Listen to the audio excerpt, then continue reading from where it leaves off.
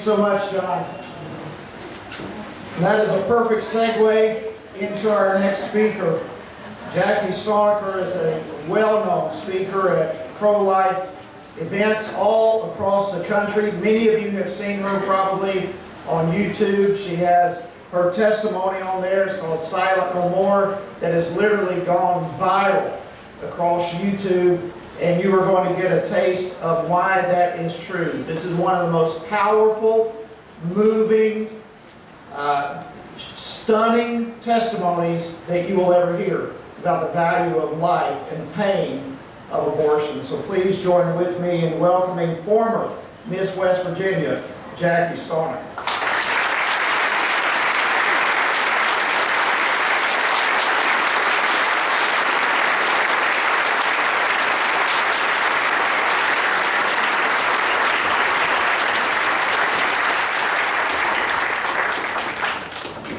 Thank you very much. What a wonderful warming.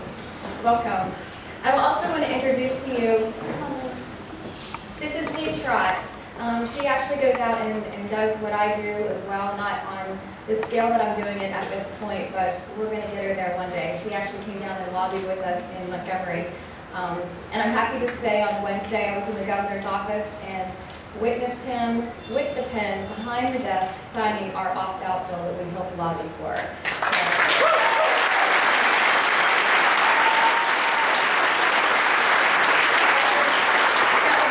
Possible without all of you and your support, with the emails that you hounded people with, the Senate and House, the phone calls, the secretaries would walk in and they're saying, I can't answer another phone.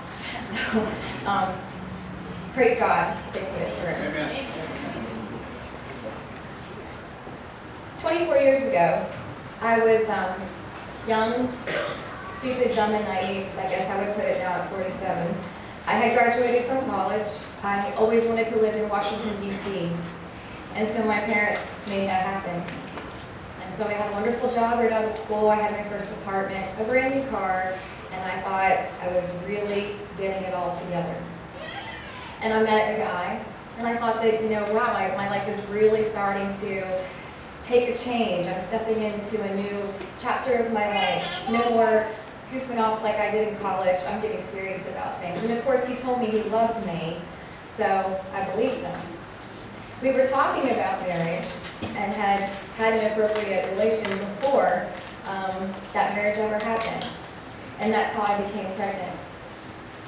When I went to him and told him that I was pregnant, he was furious. And he said to me immediately, the only thing that we can do is abort this child. And I said to him, but we're discussing marriage, and this is a human life. And I was taught that that is not a possibility. I don't know what you were taught, but that's what I was taught. And he said to me, well, I'm sorry, that's how I feel. So I was so scared. I waited a couple of days, and I thought if I just push it back a little bit, approach it again, perhaps maybe he'll have a change of heart. 3 days later, I woke up with a gun on the side of my chest, punching into my chest. And this man said to me, it's you or the child, but one of you will die today. And with a gun in my ribs, I'm thinking, I really don't have a whole lot of negotiation here. So I got myself dressed and got in the car, and the gun was right there in the middle of the console of the car, all the way to the clinic, and this was in Bethesda, Maryland, right next to Bethesda Naval Hospital, go figure, where wonderful things happen. He puts the gun into my back, takes me up the stairs, and we walk into this clinic that advertises themselves as a regular OB/GYN office where there were actually women that were pregnant sitting in the waiting room. So I thought to myself, well, perhaps this is a real OB/GYN and there's something that I can do to escape this situation. However, I knew the gun was still involved. So I was taken in before I could even fill out my paperwork, and this nurse decides to talk to me. And she wants to calculate how far along I am. And she realizes that I'm 11 weeks along. Toes, eyes, fingers, organs, the entire body of my child was alive, functioning. A baby, full baby that I could held in my hand. And she says to me, Jackie, don't worry about this. You have a band-aided problem that we can discard for you today. You'll never have to worry about it again. You can go about your career, start your new life. You're young, you have all these things going on. Go live a vibrant life. Well, given that response, I thought, I can't talk to her about this man with the gun in the lobby. So she says to me, just think about it for a couple of minutes. And before I could think about it a couple of minutes, the doctor walks in and he says, are we ready? Well, I'm thinking any normal doctor would give you an examination before performing any type of horrific procedure that's going to kill another human being inside of you. But that was my naivete. So they take me into the examining room and they prep me. And I believe that this man is about to perform just a normal examination. The man started to perform the abortion. And the only reason I knew that was because of the pain that I was feeling. The pain got to the point that it was so bad, I tried to raise up off of the table and the nurse slammed me back down. And she said, don't worry about it, we're almost done. Realizing they did not have my consent to do this. The papers were not signed. The doctor says to me, hold on one more second, we only have one more part. Which tells me my daughter was disassembled and removed from my body. When the procedure was over, the doctor walked out of the room. The nurse said to me, if you have pain when you get home, take Tylenol. If you have severe bleeding, go to ER. She walked out. She told me I could leave. I walked into that lobby that I had walked into when I first got there, and the guy was gone. I thought, well, maybe he had formed a conscience while I was in there. Maybe he's out in the car. So I walk outside. The car's not there. So there's a parking deck across the street, and I decide maybe he went and parked there. I gave him every benefit of the doubt. So as I was crossing 4 lanes of traffic, I collapsed in the middle of the road. I ended up losing about 6 units of blood before they could get me to the hospital. I had stayed in the hospital for 3 days because I couldn't tell anybody. At that moment, I was living the biggest lie of my life and didn't know how the rest of my life was going to go because I couldn't possibly admit what had happened. I've never seen that guy since. With Facebook and all the different ways to look for people, I have not been able to find him. And I hope that it's on his conscience, and I pray for him daily. But what I'm here to tell you today is this is real. And this happened 24 years ago.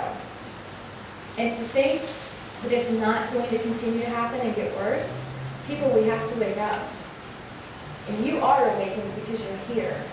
But what I'm challenging you to do is to go to your neighbors, regardless of their faith, and talk to them and let them know that this is real and we have to pay attention.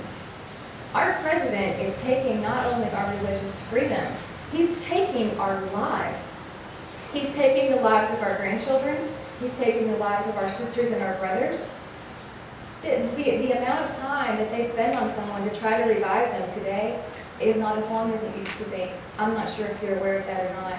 And the reason is they can declare you dead faster so that they can donate your organs sooner. I learned that at UAB Hospital yesterday. So if you're an organ donor, you might want to check into that. I mean, it depends on how quickly you want to check out of this.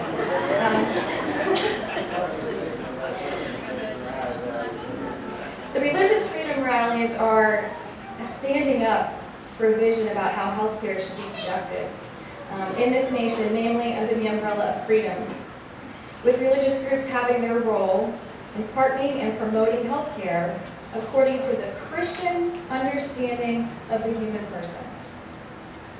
When that doesn't happen, a secular, anti-human agenda gets advanced in its place. My brothers and sisters in life, we're there. We have reached that point. By the end of this month, if things don't change very quickly, we are in very serious trouble. I've listened to the gentlemen and ladies in Montgomery. I've listened to the people in Washington. I've talked to people around the country. They had me in Brussels speaking in front of the European Parliament talking about what's going on in our country because it's now affecting them. And they want to know how to fix it before it gets to our point. This is a huge problem. People follow what the United States does because we're supposed to be a free country. And not only freedom and liberty, but freedom in religion. If the government can force us to pay for any type of treatment now, he can force us to pay for another treatment tomorrow without telling us. He's already doing that. This mandate opens the door for funding abortion on demand, and hence opens the door to more pain and anguish to people like myself, to sisters like Lee. There's 4,000 of us out there that have registered online about the regret of our abortion. And it's not only women, it's also men. When I gave a testimony down in Montgomery, I had 4 senators walk up to me when I was done. 1 House representative, all men, and they're asking for help because they don't know what to do. One gentleman told me, we're expecting our first child, but how do I tell my wife this is not my first child? Because she doesn't know. These are the types of things that we deal with. We can go through healing, and we can never forget, but this situation never goes away. My parents have a very difficult time with what I do, but I know I have to do this. This is the only thing that I can do to honor my daughter, because the only thing I have of my daughter is this nameplate.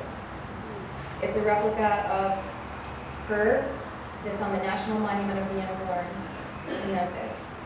And it reads, Lily Gabrielle, January 10th, 1988, in the arms of God. This is what I have. So I carry this with me and keep it close to my heart. I always hold it when I speak. But I'm begging you to please talk to people. You're here. We've empowered you. You're here, you're interested, you care, you love. You made the right choice. Please help others do the same before it's too late. God bless all of you.